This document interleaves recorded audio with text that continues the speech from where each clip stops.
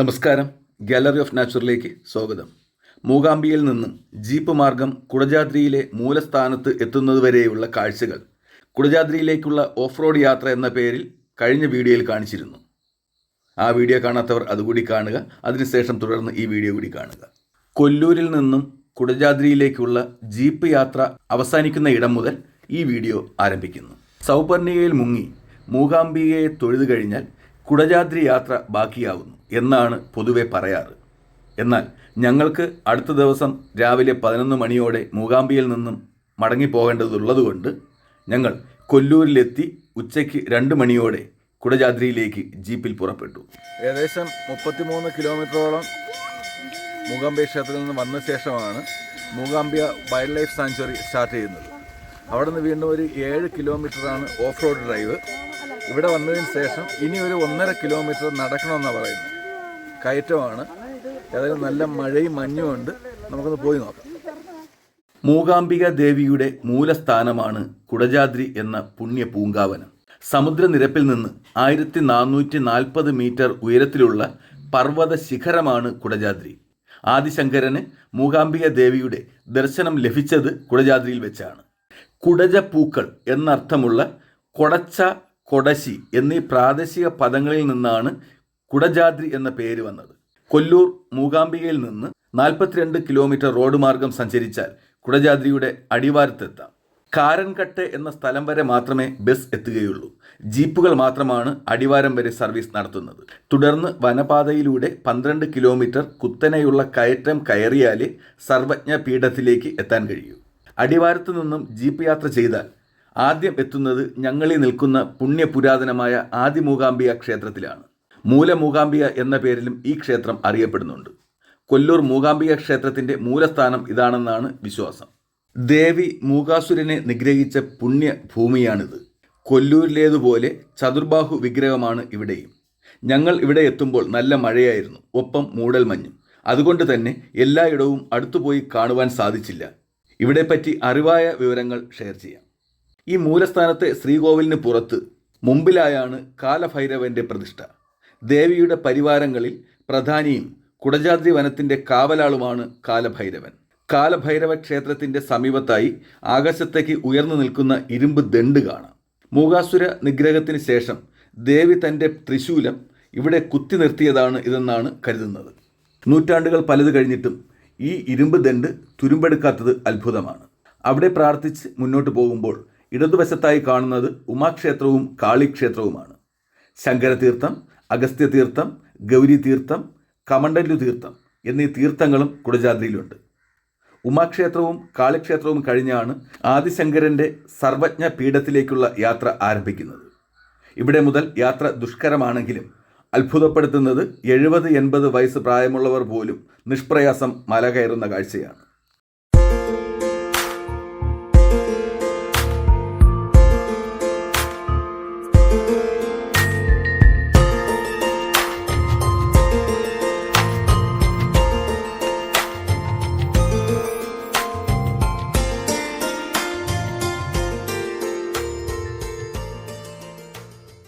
കയറ്റം കയറി മൊട്ടക്കുന്നുകൾ പോലുള്ള സ്ഥലത്തുകൂടിയാണ് പിന്നീട് നടക്കേണ്ടത്. കുറേ ദൂരം പിന്നിട്ടാൽ കവല പോലെ ഒരിടമെത്തും. അവിടെ നിന്ന് വലത്തോട്ട് നടന്നാൽ ഗണപതി ഗുഹയിലെത്താം. എന്നാൽ മഴയും മഞ്ഞും കാരണം ഞങ്ങൾക്ക് ഇതൊന്നും കാണാൻ കഴിഞ്ഞില്ല. പിന്നെ കയറ്റമാണ്. ഏകദേശം പകുതി ദൂരം കഴിഞ്ഞു എന്നാണ് ആറ്റിങ്ങൽ നിന്ന് കണ്ട ഒരു മലയാളി പറഞ്ഞത്. ഇനി പകുതി ദൂരം കൊണ്ട് ഏകദേശം 10 മിനിറ്റ് ഇനിയും നടക്കണം അവിടേക്ക് എത്താൻ. നല്ല മൂടൽ മഞ്ഞാണ്. ശബ്ദമൊക്കെ അടച്ചു. എന്താവും അവസ്ഥയെന്നറിയില്ല. വിടത്തില്ല. കുടജാദ്രി കയറിയിട്ടേ തിരിച്ചിറങ്ങും. ഗണപതി ഗുഹയിൽ പ്രകൃതി നിർമ്മിതമായ ഗുഹാക്ഷേത്രവും ഒരു ചെറിയ ഗണപതി വിഗ്രഹവും ഉണ്ട്. വിഘ്നേശ്വരനെ പ്രണമിച്ച് തിരികെ എത്തി കുത്തനെയുള്ള കയറ്റം കയറിയാൽ അകലെ സർവജ്ഞപീഠം ദൃശ്യമാകും. കരിങ്കല്ലിൽ തീർത്ത മണ്ഡപമാണ് സർവജ്ഞപീഠം. മണ്ഡപത്തിനുള്ളിൽ ശങ്കരാചാര്യ സ്വാമിയുടെ ചെറുവിഗ്രഹവും ശിലയിൽ കൊത്തിയ ശ്രീചക്രവും ഉണ്ട്. ഈ ശ്രീചക്രത്തിലാണ് സിംഹാസനേശ്വരിയായ ശ്രീ ലളിതാംബിക വസിക്കുന്നത്. മഞ്ഞാൽ മൂടിയ പീഠത്തിൻ്റെ കാഴ്ച കണ്ണിന് കുളിർമ പകരുന്നതാണ്. ശ്രീശങ്കരൻ തപസ് ചെയ്ത ചിത്രമൂല ഗുഹ കൂടി സന്ദർശിച്ചാലേ കുടജാദ്രി യാത്ര പൂർണ്ണമാകൂ എന്നാണ്. സർവജ്ഞ പീഠത്തിന് പുറകിൽ കിഴക്കായാണ് ചിത്രമൂല സ്ഥിതി ചെയ്യുന്നത്. ദുർഘട വഴിയിലൂടെ കുറച്ചധികം യാത്ര ചെയ്താലേ ചിത്രമൂലയിൽ എത്തൂ. അപകട സാധ്യത മുൻനിർത്തി അവിടേക്ക് പോകുന്നത് വനം വകുപ്പ് വിലക്കിയിരിക്കുകയാണ് ഇപ്പോൾ. കോലമഹർഷിയും ശങ്കരാചാര്യ സ്വാമികളും അവിടെ ഇരുന്നാണ് ദേവിയെ ധ്യാനിച്ചിരുന്നത്. ഗുഹയിൽ ശിവലിംഗ പ്രതിഷ്ഠയുമുണ്ട്. പണ്ട് ഒരുപാട് സന്യാസിമാരുടെ തപോഭൂമിയായിരുന്നു ഇവിടം. ദേവി പ്രകൃതീശ്വരി ആകയാൽ വനസ്ഥാനങ്ങളാൽ തെളിയുന്ന ചൈതന്യം അളവറ്റതാണ്.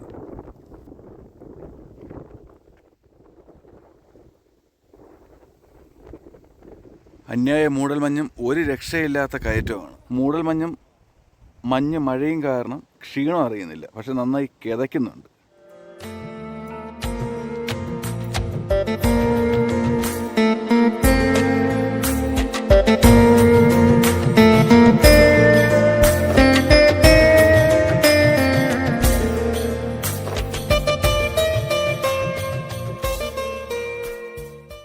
മേഘങ്ങളുടെ നടുവിൽ തല ഉയർത്തി നിൽക്കുന്ന നീലപർവ്വതം കുടജാദ്രി. വേനലിൻ്റെ ചൂടിനും മഴയുടെ അതിക്രമത്തിനും കാറ്റിൻ്റെ ക്രൂരതയ്ക്കും വഴങ്ങാതെ കാലത്തിനോട് ഏറ്റുമുട്ടി നിൽക്കുന്ന ഒരു പുണ്യഭൂമി. പക്ഷേ ഇത് ഒരു പർവ്വതമല്ല, ഒരു ഐതിഹ്യമാണ്, ഒരു ദിവ്യ കഥയാണ്. പണ്ടുകാലത്ത് ഭൂമിയെ ഭീതിയിൽ വിറപ്പിച്ചിരുന്ന ഒരു അസുരൻ, മൂകാസുരൻ. അവൻ്റെ ശക്തിക്ക് മുന്നിൽ മനുഷ്യരുടെ പ്രാർത്ഥനകൾ ഒന്നുമല്ലാത്തവയായി തോന്നിയ കാലം. ഈ സമയത്ത് ലോകത്തെ വേദാന്ത തത്വത്തിലേക്ക് നയിക്കാൻ ദേവിയുടെ അനുഗ്രഹം തേടി ഒരു ബാലസന്യാസി കുടജാദ്രിയിലേക്ക് കാൽവെച്ചു. അത് ആദിശങ്കരാചാര്യർ. ഭയങ്കര മഴ ഇടയ്ക്ക് പെയ്തു, ഒരു രക്ഷയില്ല. കയറി ഒതുങ്ങാൻ പോലും ഒരു സ്ഥലമില്ല. മഴ നനഞ്ഞുകൊണ്ട് മലമുകളിലേക്ക് കയറുകയാണ്. കാടിൻ്റെ കനൽ താണ്ടി പാറമടകൾ കയറി മഞ്ഞും മഴയും എല്ലാം നേരിട്ട് ആദിശങ്കരന് ഒറ്റ ലക്ഷ്യം: ദേവിയെ ധ്യാനത്തിൽ പ്രത്യക്ഷമാക്കുക. തപസ്സിൻ്റെ തീക്ഷ്ണത അതിൻ്റെ പരമാവധി എത്തിയപ്പോഴാണ് ദേവി ദിവ്യപ്രകാശമായി പ്രത്യക്ഷപ്പെടുന്നത്. മാതാവിൻ്റെ കരുണയും ശക്തിയുടെ തീയും ഒത്തുചേരുന്ന ആ രൂപം, അവൾ മൂകാക്ഷി, ദുഷ്ടനെ മൗനമാക്കുന്നവൾ. ആ രൂപത്തിൽ ദേവി മൂകാസുരനെ നശിപ്പിച്ചു. ഭൂമിയും ഭക്തരും രക്ഷപ്പെട്ടു. അപ്പോൾ ആദിശങ്കരൻ, ദേവി ഭൂമിയിലെ ഭക്തർക്ക് എല്ലായ്പ്പോഴും നിങ്ങളുടെ സാന്നിധ്യം അനുഭവിക്കാനാകണം എന്ന് അപേക്ഷിച്ചു. ദേവി അനുഗ്രഹിച്ചു. ഒരേ ദേവി രണ്ട് രൂപങ്ങളിൽ, സൂക്ഷ്മശക്തിയായി നിത്യസാന്നിധ്യം കുടജാദ്രിയിലും, പ്രതിഷ്ഠയായി വിഗ്രഹമായി കൊല്ലൂരിലും. അന്നു മുതൽ കാറ്റിൻ്റെ ശബ്ദം കേൾക്കാം, പക്ഷേ ദേവിയുടെ സന്ദേശമായി. മൂടൽ മഞ്ഞ് കാണാം, പക്ഷേ ദേവിയുടെ സ്നേഹം പോലെ. ഇന്നും ഈ മലയിൽ ഒരു കാൽ വയ്ക്കുമ്പോൾ ഒരു ചോദ്യമെത്തും ഹൃദയത്തിനോട്: അനുഗ്രഹം തേടാൻ വന്നതാണോ? മൂകാസുരനെ നശിപ്പിച്ച ദേവിയോട് ശങ്കരൻ പ്രത്യേകമായി അപേക്ഷിച്ചു: ദേവി എൻ്റെ കൂടെ കേരളത്തിലേക്ക് വരണം, അവിടെയുള്ള ഭക്തർക്കും ദേവിയുടെ ദർശനം ലഭിക്കണം. ദേവി അത് സമ്മതിച്ചു. പക്ഷേ ഒരു നിബന്ധന വെച്ചു: നമ്മൾ സഞ്ചരിക്കുന്ന വഴി മുഴുവൻ നീ ഒപ്പം മുന്നോട്ട് നോക്കി നടക്കണം. ഒരു സമയത്തും പിന്നോട്ട് നോക്കാൻ പാടില്ല. നീ തിരിഞ്ഞു നോക്കുന്ന നിമിഷം ഞാൻ നിലകൊള്ളുന്ന സ്ഥലത്ത് സ്ഥിരമായിരിക്കും. ശങ്കരൻ സമ്മതിച്ചു. ദേവി തൻ്റെ പിന്നിൽ മൃദുവായ നൂപുരത്തിൻ്റെ ശബ്ദത്തോടെ നടന്നു തുടങ്ങി. യാത്ര ദൈർഘ്യമായപ്പോൾ ഇപ്പോഴും ദേവി തൻ്റെ പിന്നിലുണ്ടോ എന്ന സംശയം ശ്രീശങ്കരന് ഉയർന്നു. പിന്നിലെ നൂപുര ശബ്ദം അല്പനേരം മന്ദമായി. ശങ്കരൻ വലഞ്ഞു. ഒരു നിമിഷം തിരിഞ്ഞു നോക്കി ശങ്കരൻ. പിന്നിൽ ദേവി സംപ്രകാശത്തോടെ നിലകൊണ്ടിരുന്നു. ദേവി മന്ദഹാസത്തോടെ പറഞ്ഞു: നീ വാഗ്ദാനം ലംഘിച്ചു. ഇനി ഞാൻ ഇവിടെ വസിക്കും. ഭക്തർക്ക് എൻ്റെ ദർശനം ഇവിടെ ലഭിക്കും. അവിടെ തന്നെയാണ് ഇന്നത്തെ കൊല്ലൂർ മൂകാംബിക ക്ഷേത്രം രൂപം കൊണ്ടതെന്നും ഐതിഹ്യം പറയുന്നു. ദേവി വിഗ്രഹരൂപത്തിൽ കൊല്ലൂരിൽ വസിക്കാൻ തീരുമാനിച്ചു എങ്കിലും ദേവിയുടെ സൂക്ഷ്മശക്തിയും ആത്മീയ സാന്നിധ്യവും ഇന്നും കുടജാദ്രി ശൃംഗത്ത് നിലനിൽക്കുന്നുവെന്നാണ് വിശ്വാസം. ആത്മവിഭൂതിയുടെ സ്ഥലം കുടജാദ്രി, ദർശനവും പൂജയും ഉള്ള സ്ഥലം കൊല്ലൂർ.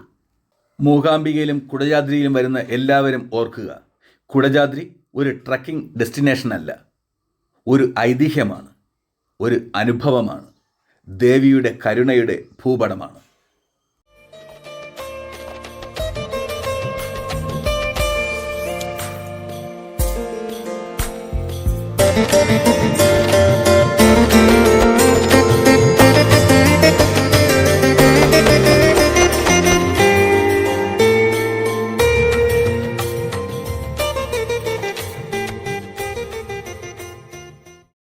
കുടജാദ്രി എന്ന പുണ്യ സംഗമ ഭൂമിയിൽ എത്തിയപ്പോൾ പറഞ്ഞറിയിക്കാനാവാത്തൊരു അനുഭൂതിയാണ് മനസ്സിൽ തോന്നുന്നത്. മഞ്ഞും മഴയും, മൂടൽമഞ്ഞെന്ന് പറഞ്ഞാൽ ഒരു രക്ഷയില്ല, അടുത്തിരിക്കുന്ന ആളിനെ പോലും കാണാൻ പറ്റുന്നില്ല. ഇതാ എത്രയെങ്കിലും പഴക്കമുള്ള ഐതിഹ്യമുറങ്ങുന്ന മണ്ണാണ്. അങ്ങനെ അവിചാരിതമായി കുടജാദ്രി എന്ന പുണ്യഭൂമിയിൽ വരാനും കാണാനുമുള്ള ഭാഗ്യം എനിക്കുണ്ടായി. മൂകാംബിക അമ്മയുടെ അനുഗ്രഹം എല്ലാവർക്കും എന്നും ഉണ്ടാവട്ടെ എന്ന് പ്രാർത്ഥിച്ചും ആശംസിച്ചും കൊണ്ട് ഈ ക്യാമറാമാൻ രതീഷ് വാഴ്ചലിനൊപ്പം സുമേഷ് കോട്ടൂർ.